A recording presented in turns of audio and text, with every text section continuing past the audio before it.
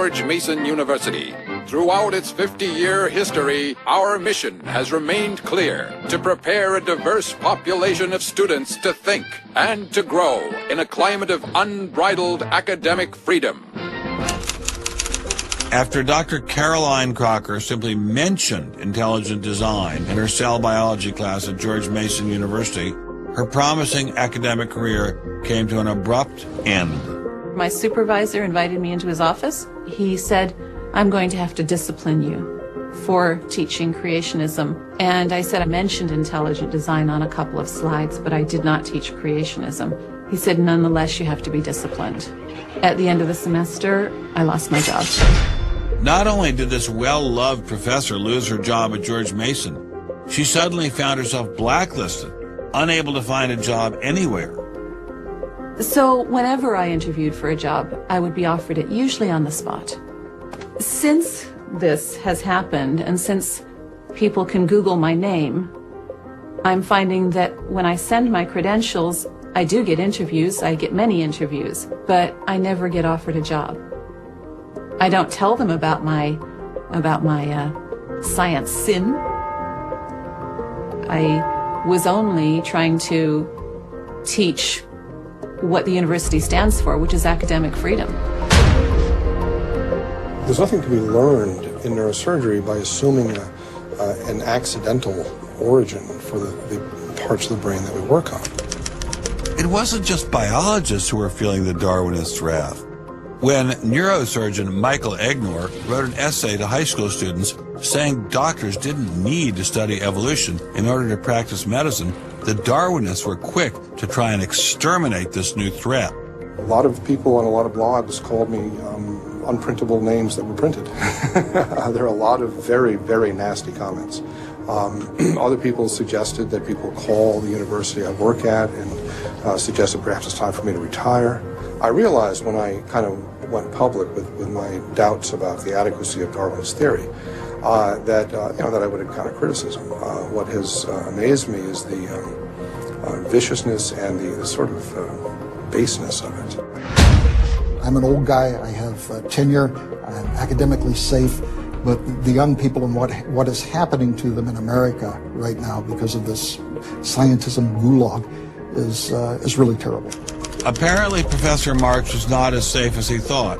A few months after this interview, Baylor University shut down his research website and forced him to return grant money once they discovered a link between his work and intelligent design.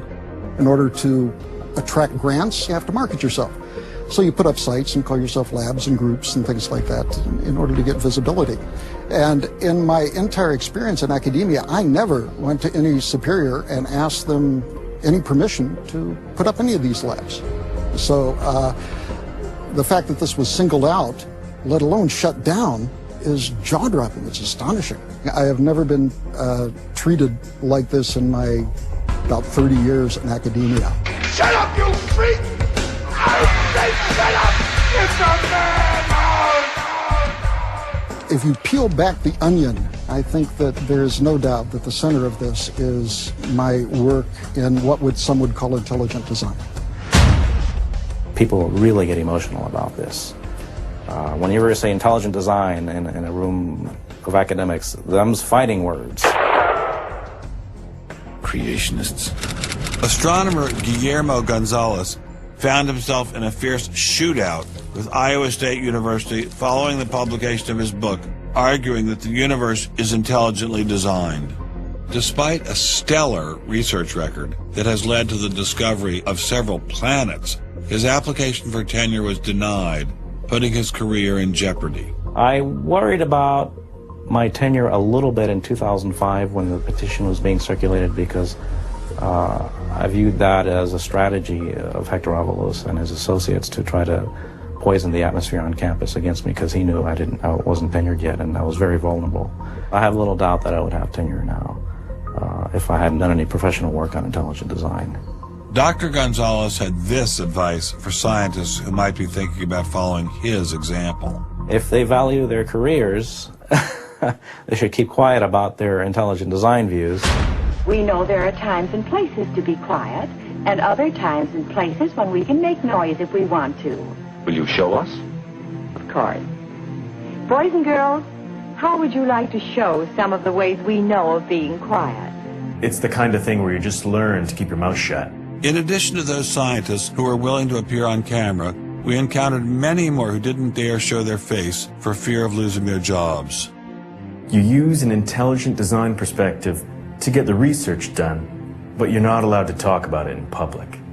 And so there is definitely incentive, if you think about it, for people to remain within the mainstream. You know, what's he up to? What is he thinking? Is he one of them? That kind of thing. If I write intelligent design, they hear creationism. They hear religious right.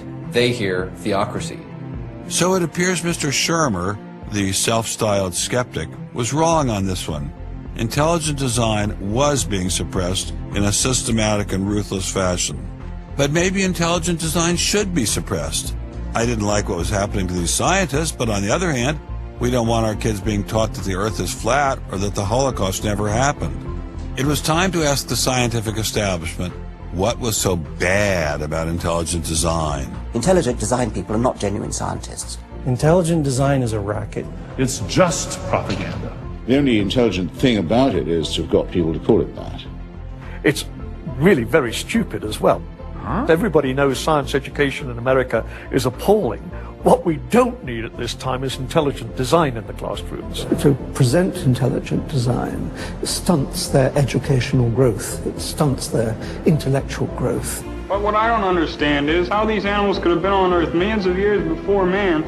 And the Bible says the whole Earth was created in only 6 days. It wasn't just the educational aspects of intelligent design that had scientists concerned. Many suspected the movement masked a much larger agenda. Intelligent design is a set of excuses to squeeze creationism into the classrooms. Get intelligent design in the schools today, and we can have school prayers tomorrow. Any other complaints? Can you imagine anything more boring?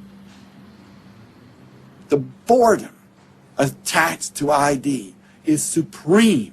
It is so boring that I can't even bother to think about it much anymore. It's just utterly boring. Love is in the air, everywhere I look around. Love is in the air, every sight and every sound. Love was in the air, all right, but none of it was directed toward intelligent design. There seemed to be a lot to hate about ID, and nearly all of that hatred was focused on one place. The people from the Discovery Institute, the people who are doing the intelligent design, they're all varnish and no product. The Discovery Institute is a propaganda mill. It's an institution designed to suck in money from religious investors and turn it into a sanitized, somewhat secular version of the creation story to get it into the schools. If they have a way of understanding nature that's superior to the one that we all are making lots of discoveries using, great. Bring it on.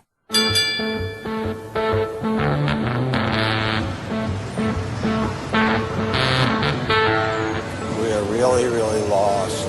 I think it's on 3rd. I think it's on 3rd. I think it's down there. I have no idea where this place is.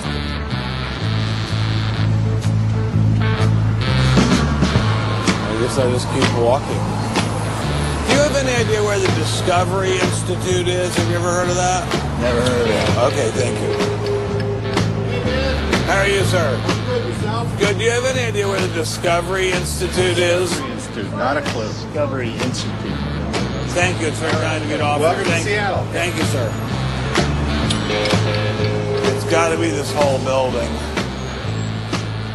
Yes, where is the Discovery Institute, please, sir? Discovery Institute on the 8th floor, suite 808.